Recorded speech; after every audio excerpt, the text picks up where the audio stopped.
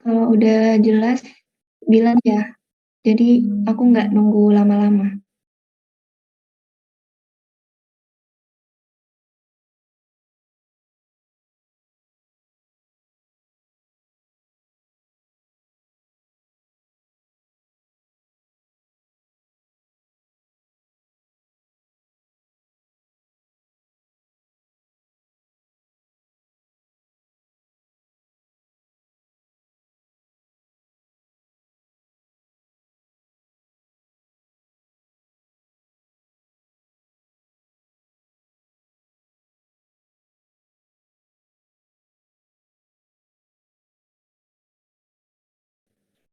Permisi Kak,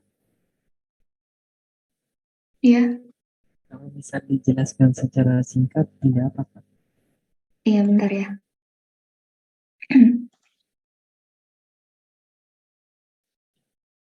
Oke, ini dari teorinya dulu ya. Jadi di senyawa koordinasi itu ada beberapa teori sebenarnya. Salah satunya itu ada teori ikatan valensi. Nah, di teori ini, satu set orbital hibrid itu digunakan untuk menjelaskan suatu ikatan yang terbentuk. Kalau di senyawa kompleks itu kan ikatannya jenis kovalen koordinasi ya, di mana ikatan tersebut merupakan hasil overlap orbital ligan dan orbital logam. Di senyawa kompleks, logam itu berperan sebagai atom pusat, terus dia memiliki elektronegativitas rendah, biloks yang tinggi, dan dia menyediakan orbital kosong untuk diisi oleh pasangan elektron dari ligan. Nah, di teori ikatan valensi ini, dia tuh bisa menjelaskan bentuk molekul sama sifat magnetik berdasarkan uh, jenis orbitalnya ini. Jadi ada inner orbital sama outer orbital. Kalau inner orbital itu pasangan elektron dari ligan menempati orbital kosong 3D dari atom pusat. Nah, ini uh, orbital yang dalam, di bagian dalam. Kalau yang outer ini, dia tidak menempati orbital 3D. Jadi, dia menggunakan orbital D yang luar, lebih luar lagi, jadi 4D. Mungkin ya, kayak gitu.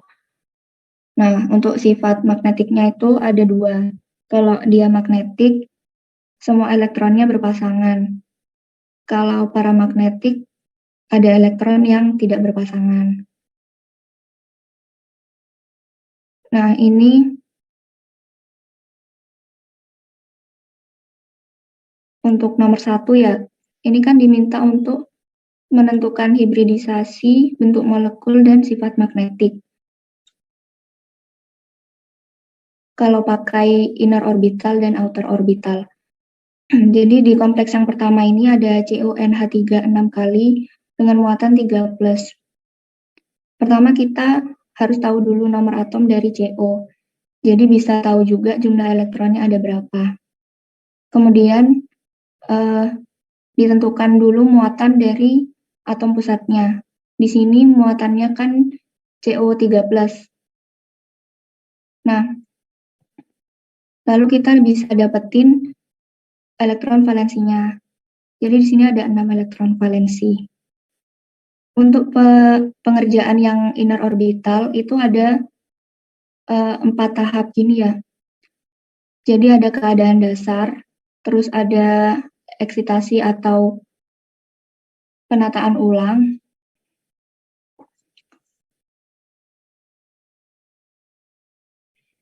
Nah, terus ada orbital kosong yang diisi oleh ligan. Kemudian di sini langsung terbentuk hibridisasinya kan dari orbital-orbital yang ditempati oleh pasangan elektron ligan. Di sini ada dua orbital D, satu orbital S, sama 3 orbital P. Jadi di sini hibridisasinya D2sp3. Bentuknya itu oktahedral. Dan sifat magnetiknya itu diamagnetik. Karena dia semua elektronnya berpasangan gitu ya. Untuk yang outer orbital juga sama di sini. Cuman kalau di outer orbital itu nggak ada penataan ulang. Jadi bisa kalian lihat ya di sini keadaan dasar sama waktu dia diisi ligan itu penataan elektronnya tetap. Jadi nggak dimajuin atau gimana pun, nggak diatur supaya 3D-nya ini ada yang kosong. Makanya di yang outer orbital ini dia pakai orbital D yang lebih luar lagi dari kulit keempat. Kayak gitu. Itu bedanya inner orbital sama outer orbital. Untuk hibridisasinya jadi sp3d2. Ini ada satu orbital S, ada 3 orbital P dan 2 orbital D. Bentuknya sama kayak yang inner orbital itu oktahedral. Kalau sifat magnetiknya itu paramagnetik. Karena di orbital yang 3D ini ada 4 elektron yang tidak berpasangan. Kayak gitu penjelasan buat yang nomor 1A. Mungkin ada yang mau ditanyain dulu?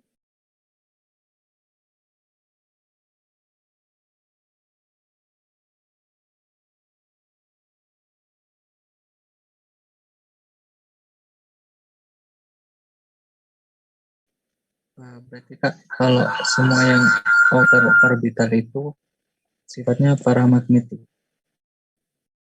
Nggak selalu ya, nggak selalu. Jadi itu tergantung jumlah elektron valensi dari atom pusatnya nanti.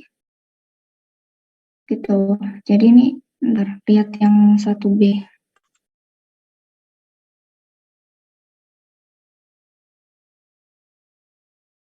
Oh ya gini, ini ya. Tapi di sini contohnya inner orbital. Jadi nggak selalu acuannya tuh inner orbital selalu dia magnetik, terus outer orbital selalu paramagnetik, itu enggak ya. Jadi tergantung elektron valensi dari atom pusatnya. Kayak gini misalnya Fe3+, kan dia elektronnya ganjil. Jadi meskipun dilakukan penataan ulang, itu tetap ada satu elektron yang tidak berpasangan. Jadi dia bisa bersifat paramagnetik. Kayak gitu. Bisa dipahami. Itu lagi Kak, kalau di kimia dasar kayak aturan Aufbau itu kan tidak boleh menempati orbital baru sebelum orbital yang sebelumnya itu terpenuhi. Berarti kalau kayak gitu itu melanggar aturan yang di kimia dasar itu ya Kak? Yang mana? Yang inner orbital atau outer orbital maksudnya? Yang outer Kak. Oh, karena dia nggak berpasangan semuanya. Iya Kak. Nah, iya, jadi kalau di senyawa kompleks ini, ligan itu donorkan langsung satu pasang. Satu pasang elektron kan ada 2 ya berarti. Nah, ini nggak mungkin kalau kita ngisi di eh, langsung di satu orbital yang sama elektronnya atom pusat. Karena kan yang kita tahu kalau di satu orbital tuh maksimal 2 elektron. Jadi emang aturannya kalau di senyawa kompleks tuh ya kita ngasih satu pasang elektron dari ligan itu ke orbital kosongnya punya atom pusat. Gitu.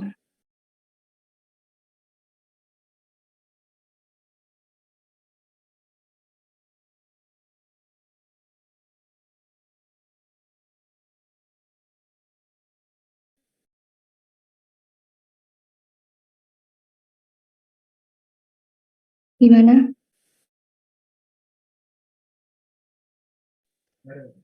Baik Kak, Pak. Terima kasih Kak. Oke. Izin bertanya Kak. Iya, boleh. Misal untuk menentukan muatan logamnya, oh iya, ya sudah paham kan. Iya, ini kayak nentuin bilox biasa ya.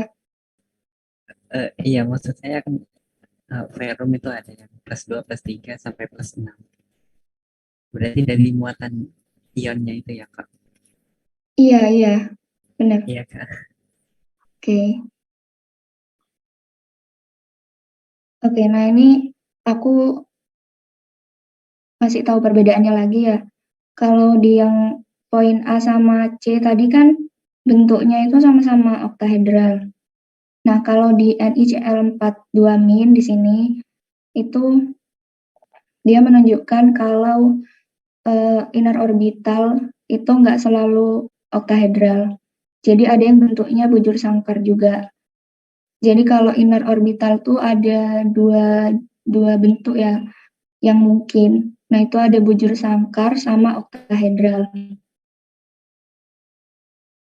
Di sini kalau bujur sangkar itu di sp2 kayak gini. Nah, kalau yang outer orbital itu bentuk lainnya yang mungkin itu tetrahedral. Buat konfigurasinya kayak gini. Jadi sp3. Gitu ya. Jadi bentuk sama sifat magnetiknya itu nggak nggak selalu itu aja. Jadi tergantung sama elektron valensi dari atom pusatnya. Gitu.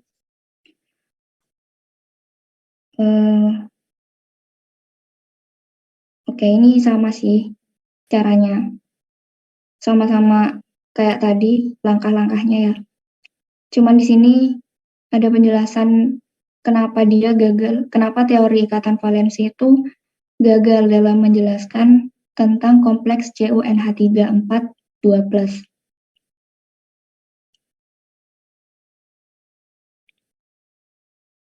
Nah, di sini kalau yang outer orbital, dia kan jadinya hibridisasinya tuh sp3. Kayak gini. Yang atas bentuknya tetrahedral. Nah, di outer orbital ini dia normal-normal aja. Karena kan kalau outer orbital tadi nggak ada penataan ulang elektron ataupun eksitasi gitu kan. Nah, kalau di inner orbital tadi kan aturannya dia kalau nggak mengalami penataan ulang, ya berarti harus dieksitasi gitu kan. Di inner orbital ini ternyata satu elektron yang dari orbital 3D itu langsung lompat ke 4p. Karena kita kan kalau ngisi pasangan elektron ligan itu juga harus dari energi yang paling rendah kan.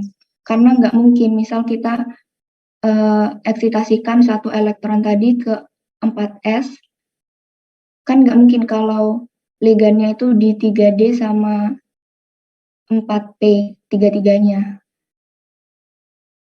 Nah, kalau kayak gitu berarti kan eksitasi ini membutuhkan energi yang besar banget gitu loh buat satu elektron ini bisa ke 4p.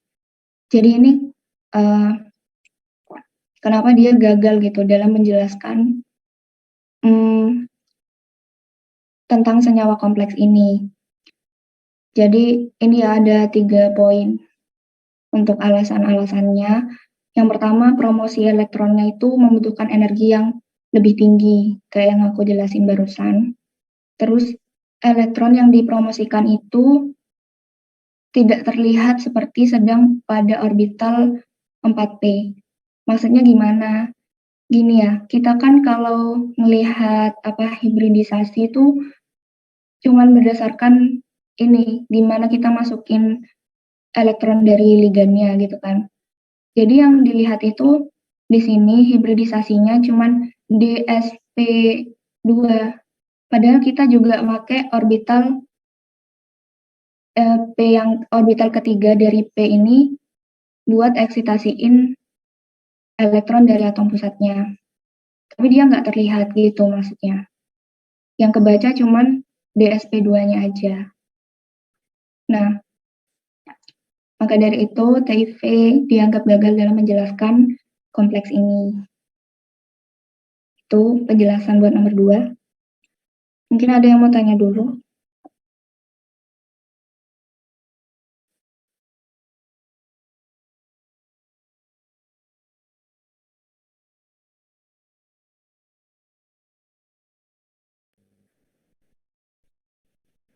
Izin bertanya, Pak. Ya, Memangnya ada eh, hibridisasi SP2D, Kak? Setahu saya yang ada itu setelah SP3 yang mungkin itu SP3D.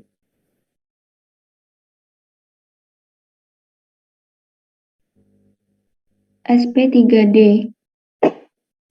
Kalau SP3D bentuknya apa? Piramida segitiga. Berarti ini kamu nanyanya kenapa kok nggak bentuknya SP3D gitu? Iya, Kak. Soalnya kalau misal mencari bentuknya di tampil tabel itu nggak ada SP2D. Ini DSP2 bukan SP2D. Beda bacanya. Jadi DSP2. Nah, kalau misalnya apa tadi SP3D ya? SP3D berarti elektronnya ini nggak mengalami eksitasi, ya kan? Tetap di 3D, sama kayak yang atas ini. Terus ngisinya di orbital S sama orbital P, sama satunya di D, gitu ya, di 4D. Sedangkan di kompleks ini kita cuma pakai 4 ligan. Kalau SP3D tadi itu kan ada 5 orbital yang diisi. Jadi harusnya ligannya ada 5 gitu. Di sini ligannya cuma 4. Jadi kalau misal si elektronnya ini nggak dieksitasikan, tetap di 3D, bentuknya jadi sama aja. Dia pakai prinsipnya dari outer orbital yang ini. Jadi bentuknya nanti balik lagi ke SP3. Gitu. Iya, sudah paham, Kak. Terima kasih. Iya, sama-sama. Ada lagi mungkin yang lain?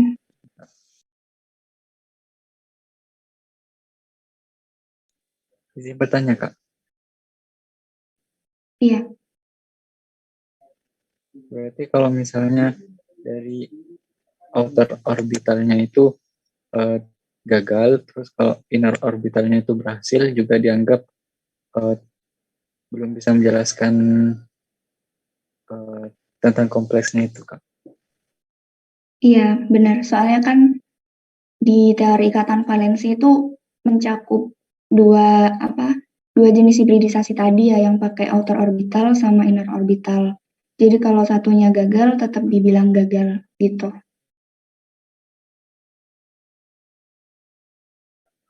Baik, Kak. Terima kasih, Kak. Sama-sama. Lanjut apa ya? Bentar.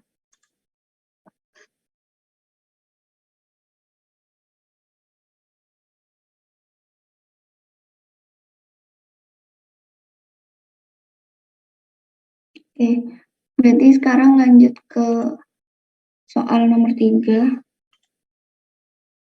Ini belum dikerjain kemarin.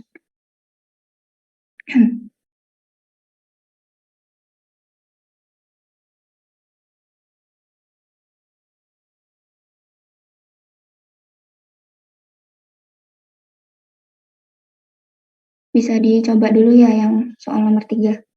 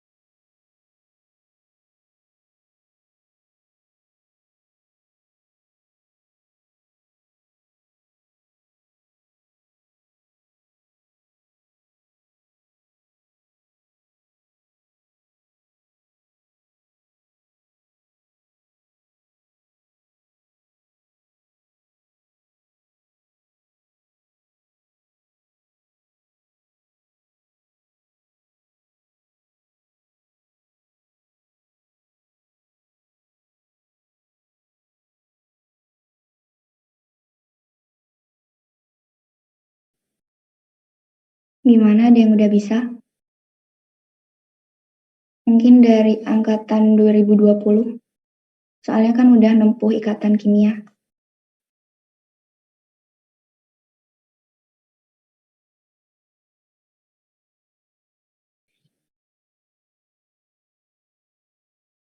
Halo?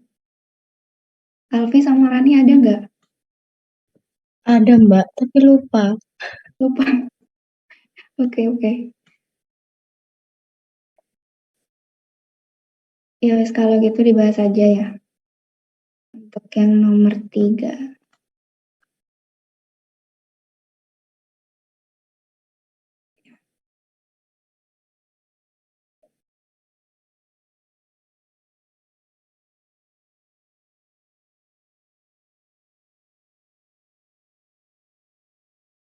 Udah kelihatan kan ya PPT-nya? Kelihatan Mbak. Oke.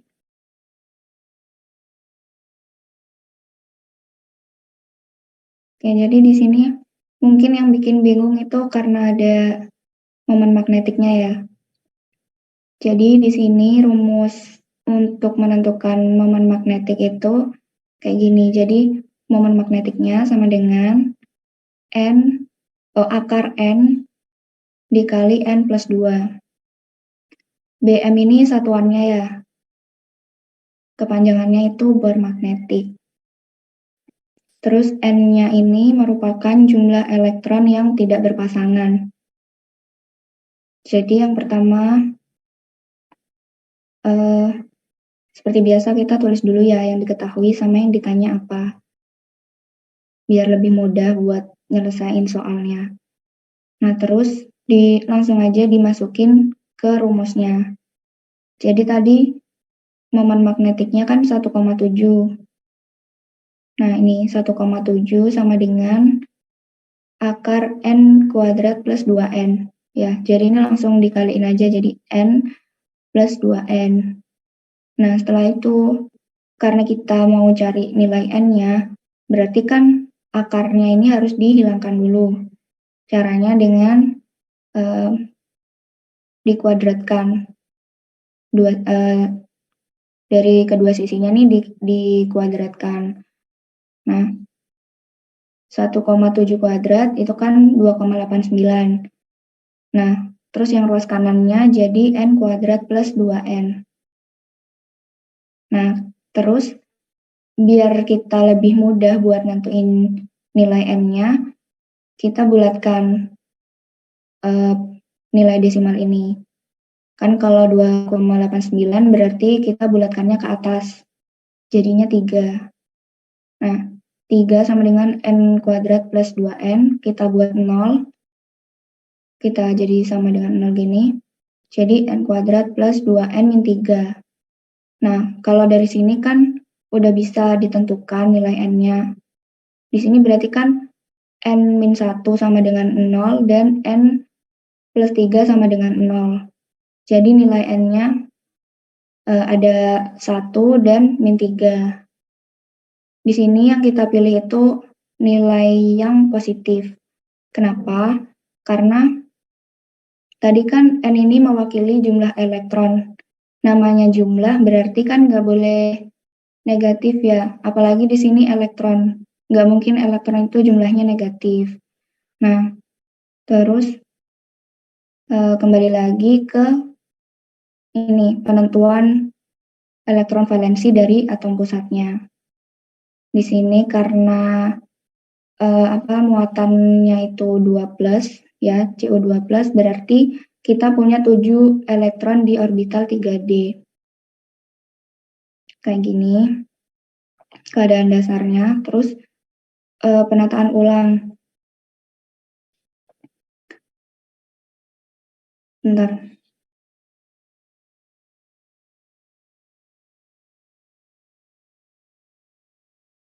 Oke.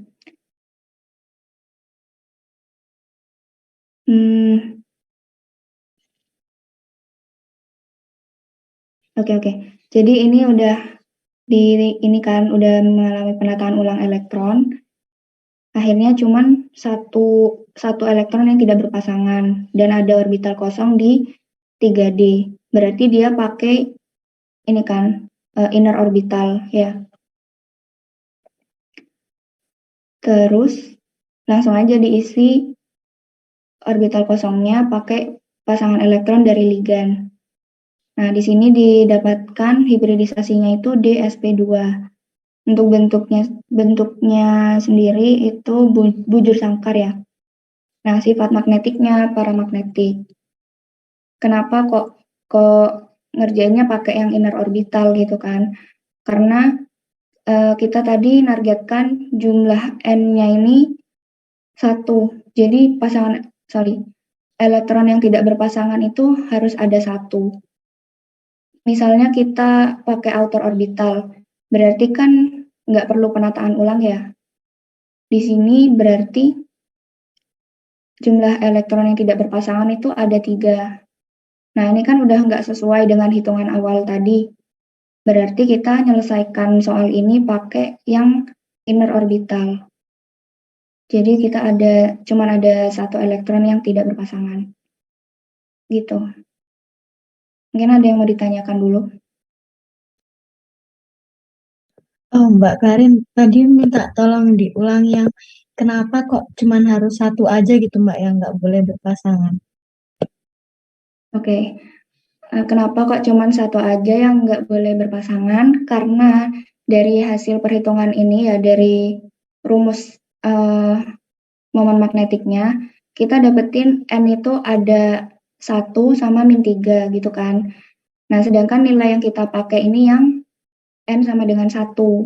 Berarti di penyelesaian yang selanjutnya itu kita harus mengupayakan di orbitalnya itu cuma ada 1 elektron yang tidak berpasangan. Jadi iya, di orbitalnya itu elektron yang tidak berpasangan cuma ada 1. Kayak gini. Ini berarti penyelesaiannya pakai inner orbital. Harus ditata ulang. Jadi ini elektronnya ada yang berpasangan ke depan gini.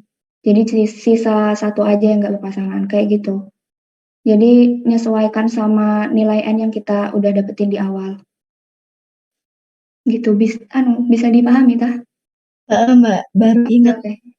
pernah dijelasin dulu. Oke Mbak, makasih. Sama-sama. Ada lagi, Ra?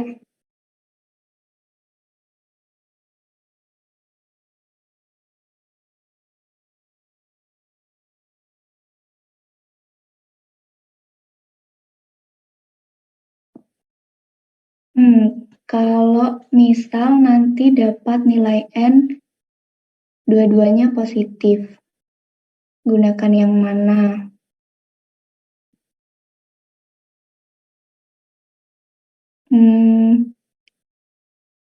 Kalau sejauh ini sih aku belum ini ya, belum pernah dapat yang nilainya positif. Dan yang dijelaskan dari Bu Tanti apa Bu Novi ya? Bu Novi kayaknya. Dari Bu Novi itu soalnya ya kayak gini tipenya. Jadi mungkin ya, ini menurutku aja. Jadi mungkin umumnya soalnya itu kayak gini. Jadi nilainya ada yang positif, ada yang negatif. Nilai N-nya. Kayak gitu. Mungkin Izin nanti tambahkan, Mbak. Monggo. Kenapa kok nilainya nggak positif-positif? Soalnya kan pasti yang belakang itu yang sebagai yang kayak 3 itu konstanta ya. Iya, itu pasti nilainya negatif kan, soalnya dari nilai yang dikuadratkan. Jadi nggak mungkin negatif kan. Kalau misalnya dia di samping kiri negatif terus baru di samping kanan jadi positif, makanya jadinya positif. Tapi kalau dia negatif kan pastinya nilainya N itu ada positif negatif gitu. Oh iya benar, makasih ya Alfi. Gitu. Siapa ini yang nanya? Riko Pariki ya? Itu wes jawabannya. Jadi karena awalnya dia di ruas kiri itu nilainya positif, kalau dipindah ke kanan pasti nilainya negatif. Jadi kita dapat nilai N-nya tuh selalu ada yang positif dan negatif, gitu ya berarti intinya. Izin bertanya Kak, Ya, itu pada keadaan dasar itu kan hibridisasinya itu kan ada 3 pasangan elektron yang tidak berpasangan. Nah, kalau misalnya nanti hanya ada 2 pasangan elektron yang tidak berpasangan, terus kita mau bikin agar ada satu saja elektron yang tidak berpasangan, itu caranya dipindah kayak gimana, Kak?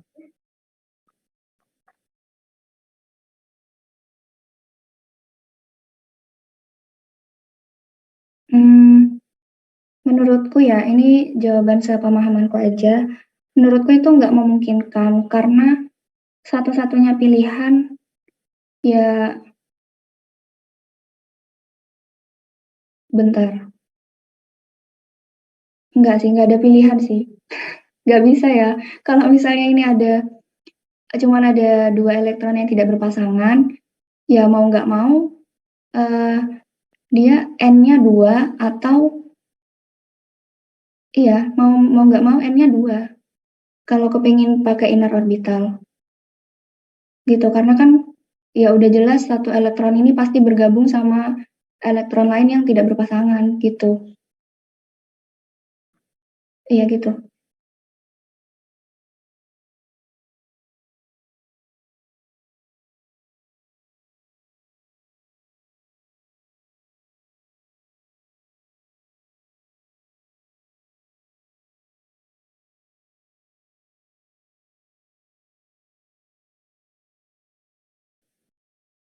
Gimana? Bisa dipahami? Bisa, Kak. Kemudian kalau misalnya kita tahu jumlah N-nya, berarti kita bisa mencari nilai BM-nya, Kak.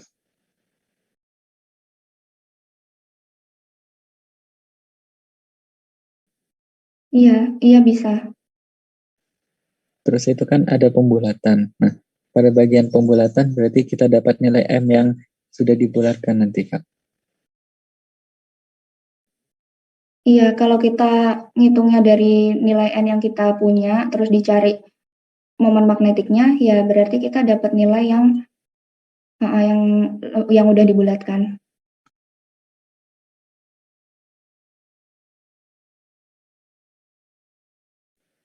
Baik, Kak. Terima kasih, Kak. Oke. Ada lagi?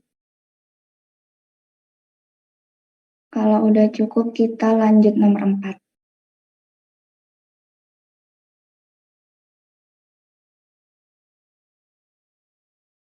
Oke, lanjut ya. Apa ada yang masih nyatet?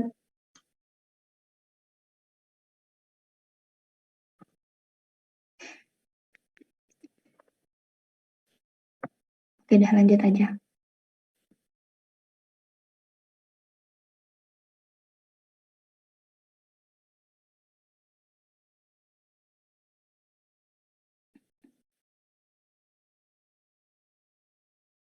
Oke, ini nomor 4 tipe soalnya sama. Jadi, ya pakai cara yang tadi, yang di nomor 3.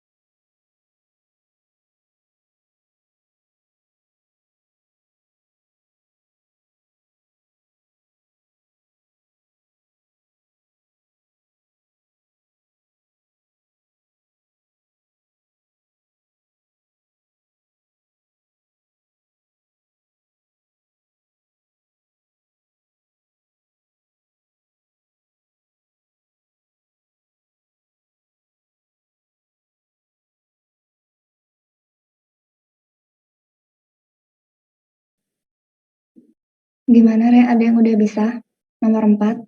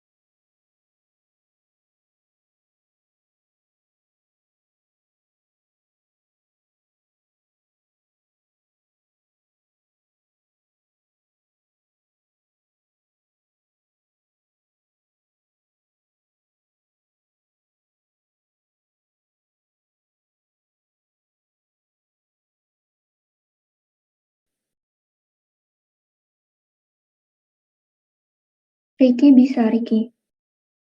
Nomor 4.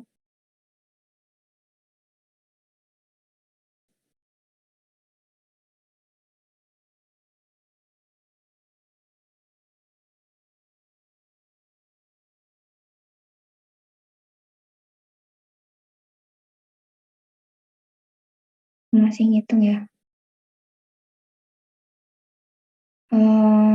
Ini aku bahas aja ya, soalnya waktunya udah mepet, waktunya ganti bidang. Oke.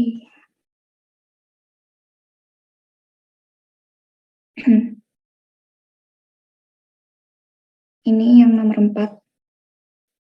Jadi kan kompleksnya itu tetra aku mangan 2 ya. Berarti atom pusatnya itu kan mangan Mn, terus ligannya ini tetra aku, berarti ada 4 H2O.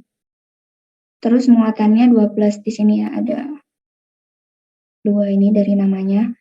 Nah, terus diketahui juga momen magnetik sebesar 3,9. Nah, terus kayak tadi kita langsung masukin aja. Kita cari nilai N-nya ya. Terus didapatkan N-nya min 5 sama 3. Jadi kita langsung pakai yang nilainya positif, yang 3 ini. Terus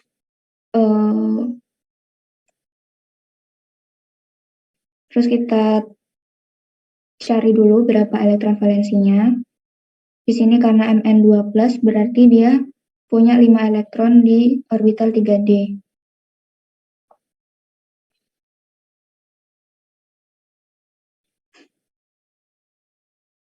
Bentar ya, ini aku tadi ada yang salah respon deh ke yang chat ke aku.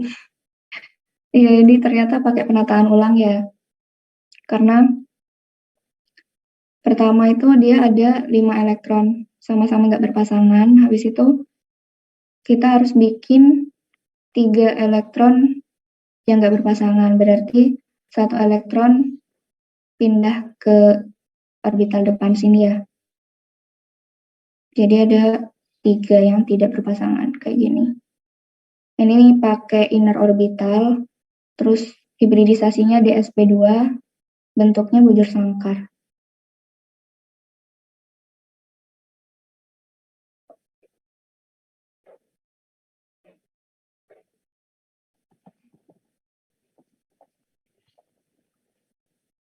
Mungkin ada yang mau ditanyain terakhir?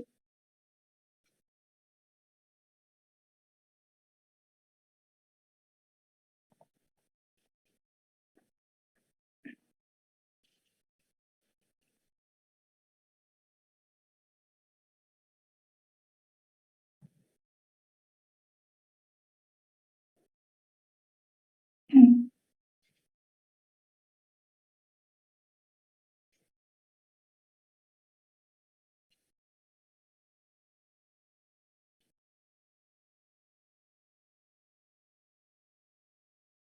Gimana, Re? Udah paham semua, tah? Buat yang nomor 4? Yang ditanyakan struktur senyawanya, Kak. Berarti kesimpulannya nanti dijelaskan hibridisasinya sekian dan bentuknya sekian. Begitu saja, Kak. Iya, kayak gitu aja. Kalau misalnya disuruh gambar ya gampang aja kan. Ini tinggal gimana ya caranya coret-coret. Bentar. Hmm,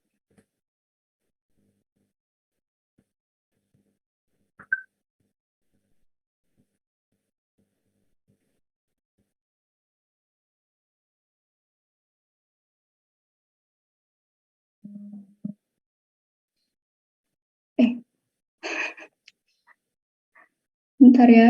Oh, kok nggak bisa deh kayaknya. Oh, gini. Oke. Jadi, gimana sih caranya?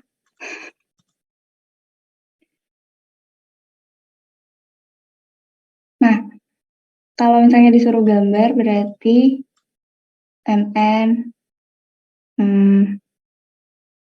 bisa kan kayak gini aja. Aduh. Nah, ini H2O. Aduh. Gitu dah, ini juga di sini air, di sini air. Gitu. Karena di MN mengikat 4 ligan, ya kan? Kalau disuruh gambar kayak gitu nanti.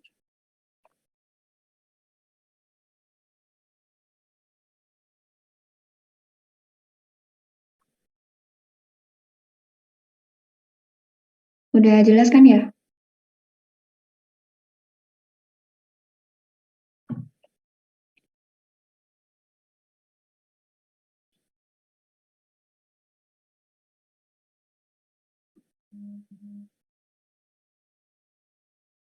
Oke. Karena waktunya udah habis ya buat tutor anorganik. Makasih buat teman-teman semuanya karena udah aktif di tutor kali ini. Kurang lebihnya aku mohon maaf. Selanjutnya aku serahin ke Vivi buat tutor analitik. Terima kasih, Kak Karin. Terima kasih, Mbak. Oke, sama-sama.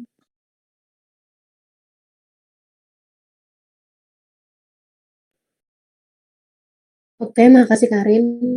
Selanjutnya, suara aku dengar kan ya?